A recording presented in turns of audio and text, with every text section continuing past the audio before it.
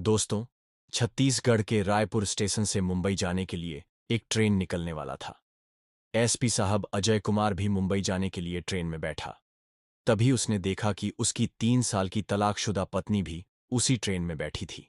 अजय साहब अपनी सीट से उठे और अपनी तलाकशुदा पत्नी के पास जाकर बैठ जाता है, ये देखने के लिए कि ये किसके साथ है, इसने शादी की या नहीं। दोस्तों, ये बहुत ही इंटरेस्टिंग और दिल को छू जाने वाली कहानी है। वीडियो को लास्ट तक जरूर देखें।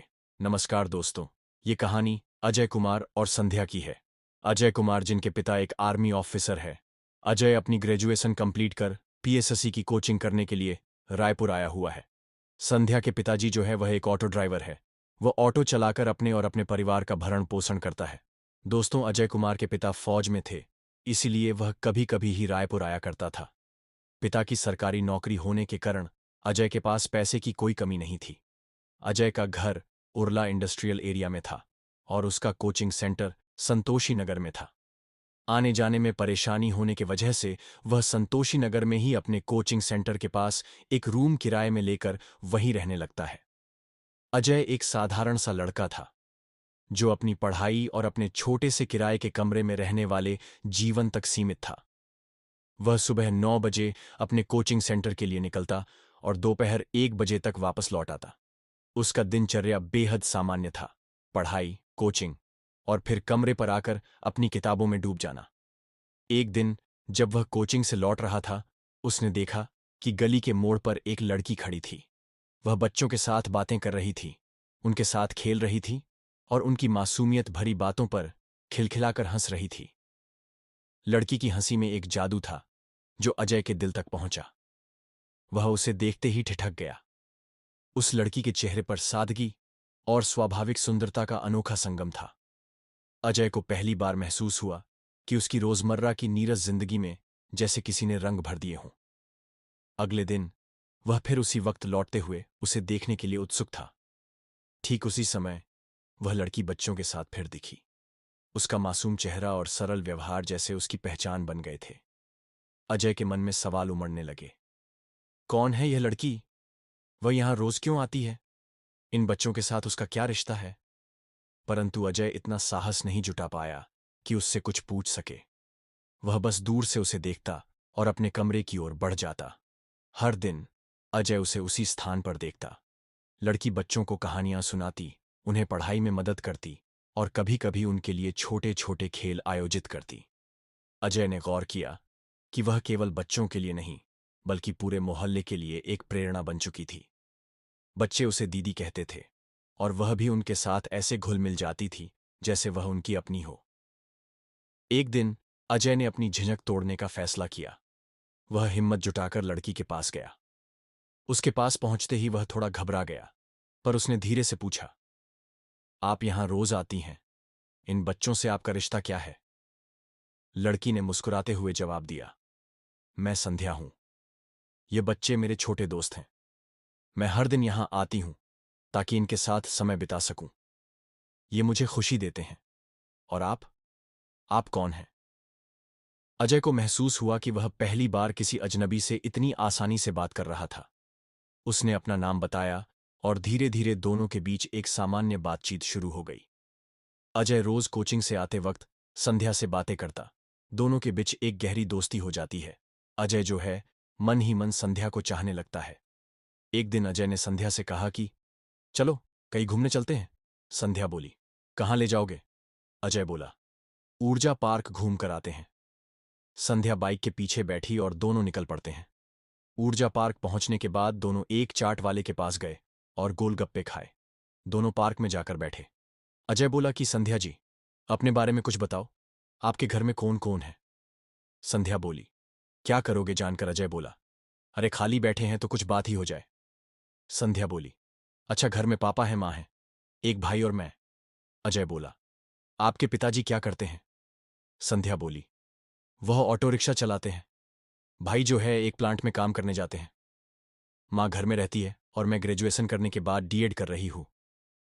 अपनी पॉकेट मनी के लिए एक प्राइवेट स्कूल में बच्चों को पढ़ाती हूँ। अजय बोला, रहने वाले कहाँ के हो? आप लोग प्रॉपर रायपुर? संध्या बोली, नहीं, हम लोग बेमेतरा के रहने वाले हैं। तभी संध्या बोली, मेरे बारे में ही पूछते रहोगे या अपने बारे में भी कुछ बताओगे? अजय बोला, मैं क्या बताऊं अपने बारे में? पिताजी फौज में हैं, रायपुर का ही प्रॉपर रहने वाले हैं। घर में माँ और एक छोटी बहन रहती है। पापा कभी कभी घर आते हैं, दोनों में बहुत सारे बातें होती हैं, फिर दोनों अपने अपने घर को चले जाते हैं। अजय बहुत दिनों से अपने दिल की बात संध्या को कहने वाला था, लेकिन उसकी हिम्मत नहीं होता था कहने को। एक दिन वह हिम्मत जुटाया और संध्या के पास गया और कहा, संध्या, मैं आपसे बहुत प्यार करता हूं। I love you. संध्या बोली, एक गरीब और एक आमिर में प्यार नहीं हो सकता। अजय वहां से चला जाता है। अजय के जाने के बाद संध्या बहुत रोई, क्योंकि संध्या भी अजय को प्यार करती थी। लेकिन वह सोचती थी, कहाँ, अजय के पिता एक आर्मी ऑफिसर और मेरे पिता एक ऑटो रिक्शा वाला। अजय ने ठान लिया, वह शादी करेगा तो संध्या से नहीं तो किसी से नहीं करेगा। अजय अपने पिता को फोन किया और सारी बातें बताई और कहा कि वह शादी करेगा तो संध्या से नहीं तो किसी से शादी नहीं करेगा। अजय के पिता दूसरे दिन रायपुर आए और अजय को बहुत समझाया, लेकिन अजय नहीं माना। अजय अपने माता पिता का एकलौता संतान था। उसके जिद के आगे वह झुक गया और संध्या के पिता से मिलने उसके घर चले जाते हैं। संध्या के पिता भी बड़े घराने में संबंध जोड़ने को राजी नहीं थे, लेकिन बेटी के प्यार के आगे उसे भी झुकना पड़ा। अजय के माता पिता ने संध्या को अपने घर की बहू के रूप में स्वीकार कर लिया। संध्या ने भी पूरे मन से अपने नए घर को अपनाने की कोशिश की। वह दिन रात घर के काम करती, अजय का और उसके परिवार का पूरा ध्यान रखती। लेकिन धीरे धीरे अजय की मां का व्यवहार बदलने लगा। उसने संध्या की पृष्ठभूमि को लेकर उसे ताने मारने शुरू कर दिए। गरीब घर की लड़की है, इसे क्या पता बड़े घर के तौर तरीके। ऐसे शब्दों से वह संध्या का मन तोड़ने की कोशिश करती। संध्या ने पहले पहल इन बातों को अनदेखा किया, क्योंकि वह चाहती थी कि घर का माहौल खराब न हो। संध्या ने अपनी मां जैसी सास की सेवा में कोई कमी नहीं रखी। लेकिन अजय की मां को यह बात खटकने लगी कि संध्या को घर में सब पसंद करने लगे थे। उसने अपने बेटे अजय को भी संध्या के खिलाफ भड़काना शुरू कर दिया। तुम्हें समझ में नहीं आता बेटा, यह लड़की हमारे घर की इज्जत के लायक नहीं है। इसके पास न तो ढंग की परवरिश है, न ही हमारे परिवार का नाम बढ़ाने की काबिलियत। अजय, जो शुरू में अपनी मां की बातों को नजरअंदाज करता था, धीरे धीरे इन बातों से प्रभावित होने लगा। वह संध्या के साथ कम समय बिताने लगा और छोटी छोटी बातों पर झगड़ने लगा। अजय का पीएससी का एग्जाम का समय चल रहा था। एक दिन संध्या ने अजय से कहा कि वह अपने मायके से घूम कर आना चाहती है। इतने में अजय का गुस्सा आसमान छड़ गया। वह संध्या और उनके पिता के बारे में अनाप शनाप बोलने लगा। संध्या ने जब अजय के मुंह से अपने पिता के बारे में गलत शब्द नहीं सुन सकी और कुछ दिनों के लिए अपने मायके आ जाती है। अजय ने संध्या को फोन किया, लेकिन संध्या ने कोई जवाब नहीं दिया।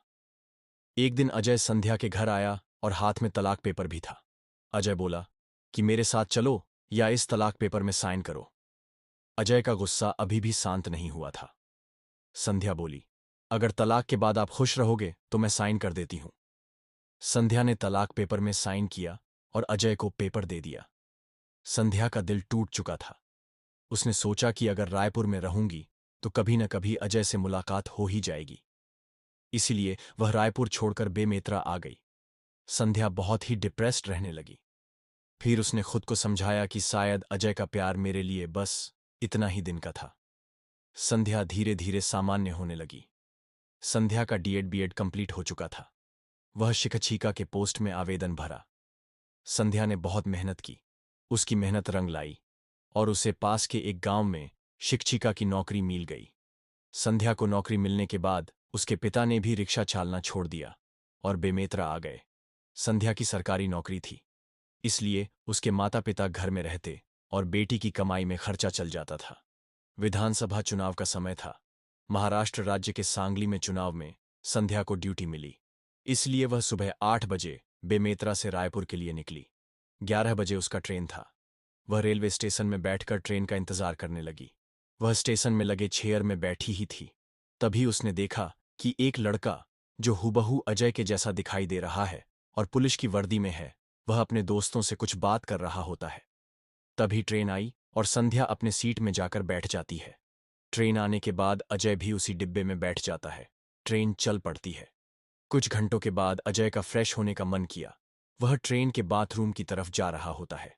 तभी उसने देखा कि उसकी तलाकशुदा पत्नी संध्या भी उसी बोगी में बैठी है। अजय इधर उधर झांकने लगता है कि यह किसके साथ बैठा है, मगर उसे वहां कोई नहीं था। वह थोड़ी परेशान लग रही थी। वह सलवार सूट में थी। माथे में ना ही बिंदी, गले में न मंगलसूत्र। क्या अभी तक उसने दूसरा शादी नहीं किया था? क्या वह मेरे तरह अभी अकेली है? अजय यह सब सोच ही रहा था। तभी संध्या की नजर अजय पर पड़ी। नजर मिलते ही अजय दूसरी तरफ देखने लगता है। फिर पता नहीं अजय को क्या सूझा। वह संध्या के बगल में बैठे हुए लड़के से कहा कि भाई साहब, आप मेरे वाले सीट में बैठेंगे क्या? अजय पुलिस के ड्रेस में था। लड़का झट से उठा और अजय के सीट में जाकर बैठ जाता है और अजय संध्या के पास जाकर बैठ जाता है। अजय संध्या से बोला, कैसी हो संध्या? संध्या नजर न मिलाते हुए खिड़की की तरफ देखते हुए कहा, मैं ठीक हूं। और आप कैसे हो? संध्या बोली। अजय बोला, मैं भी ठीक हूं। महाराष्ट्र में चुनाव है, वहां बूथ की सुरक्षा में ड्यूटी लगा है, वही जा रहा हूं। वैसे आप कहाँ जा रही हो? मैं भी सांगली जा रही हूं, वहां चुनाव में मेरी भी ड्यूटी लगी है। आपकी ड्यूटी में कुछ समझा नहीं, वैसी अब करती क्या हो? अजय ने कहा। संध्या बोली, मेरी भी अब सरकारी नौकरी लग गई है, शिक्षिका के पद पर बेमेतरा में। वैसे आपकी पुलिस के जॉब कब लगी? संध्या ने पूछा। अजय से कहा कि तलाक के बाद पीएसएससी का एग्जाम हुआ, जिसमें 124वां रैंक आया और रायपुर में एसपी के पोस्ट में पदस्थ हूं। इसके बाद दोनों चुप हो जाते हैं। तभी अजय ने संध्या से कहा, एक बात पूछूं आपसे? संध्या ने आंखों से कहा, पूछो अजय। संकोच करते हुए बोला, आपने अभी तक शादी क्यों नहीं की? संध्या कुछ नहीं बोली। जब अजय ने दोबारा कुछ नहीं कहा तो संध्या ने पूछा, आपने शादी की है? अजय ने बिना कुछ बोले सिर हिला दिया। दोनों में फिर से चुप्पी छा गई। डिब्बे में कुल्फी बेचने वाला आ गया। अजय बोला, खाओगी? संध्या ने सिर हिलाते हुए नहीं कह दिया। अजय बोला, खा लो यार, तुम्हारे साथ मैं भी खा लूंगा। तुम्हारी सबसे बड़ी कमजोरी कुल्फी है, ये तो मैं जानता हूं। संध्या हल्का सा मुस्कुराई। अजय ने महसूस किया कि संध्या अपने आंसुओं को रोकने की कोशिश कर रही है।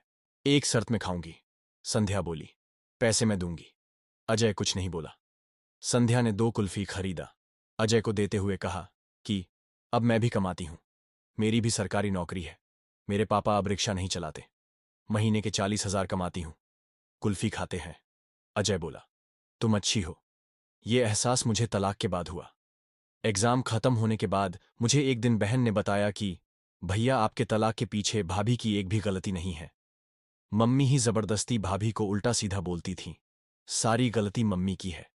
मैं ये बात बहुत पहले आपको बताने वाली थी, लेकिन आपका एग्जाम था, इसलिए मैं चुप रही। संध्या बोली, ये बात को मैं आपको पहले भी बता चुकी हूं, लेकिन आपके मां ने आपको मेरे खिलाफ ऐसा भड़काया था कि आप मेरा एक भी बात नहीं सुनते थे। अब बताने से क्या फायदा? जो होना है वह हो चुका है। और दोनों वहीं रोने लग जाते हैं। अजय ने आगे कहा, मैंने छुटकी को बहुत भला बुरा कहा कि ये बात तुमने मुझे पहले क्यों नहीं बताई।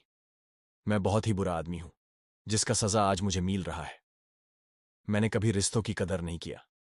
ट्रेन सांगली स्टेशन पहुंचने वाला था। अजय ने पूछा, वापस कब आओगी? संध्या बोली, कल तो चुनाव है, परसों ही आ पाऊंगी। अजय बोला, कितने बजे? संध्या बोली, सुबह के 9 बजे मैंने अपने वापसी की टिकट रिजर्वेशन करा ली है। अजय बोला, अगर मैं रिजर्वेशन की 2 टिकटें ले लूं तो क्या मेरे साथ चलोगी? अजय बोला, बताओ कितने बजे मिलोगी? संध्या बोली, सुबह के 9 बजे। अजय जो होता है वह सुबह के 8:30 में स्टेशन पहुंचकर संध्या का इंतजार करने लगता है। संध्या 10 बजे आई। संध्या बोली, मैं सोच रही थी आप चले गए होंगे। अजय ने टिकट दिखाते हुए कहा, मैंने तुम्हारी टिकट कटा ली है, अब 200 रुपए के लिए कुछ मत कहना। संध्या बोली, ठीक है, जब तक ट्रेन नहीं आया तब तक कुल्फी खा लेते हैं। ट्रेन आई। दोनों ने सफर शुरू किया। ठंडी हवा के झोंकों से संध्या के बाल उड़ने लगे। संध्या ने पूछा, आप गुमसुम क्यों हैं? अजय बोला, मुझे दोस्ती नहीं चाहिए, मुझे तुम चाहिए, वो भी हमेशा के लिए। संध्या ने उनकी ओर देखा। अजय बोला, मैं जानता हूं, मैंने तुम्हारी कदर नहीं की, माफ कर दो, मुझे लौट आओ मेरे जिंदगी में। संध्या ने उनकी ओर देखते हुए कहा, मुझे पता था आप यही कहेंगे, इसलिए मैंने अपनी मांग भर ली है। अब अकेले चलने का समय खत्म हुआ। अजय के आंसू छलक पड़े। उसने आंसुओं को रोकना चाहा। संध्या बोली, मत मत रोको, इन आंसुओं को बह जाने दो, मन हल्का हो जाएगा। संध्या का सायं टूट गया। वह अजय के कंधे में सर रखकर रोने लगी। गाड़ी चल पड़ी। अब संध्या की मंजिल मायका नहीं,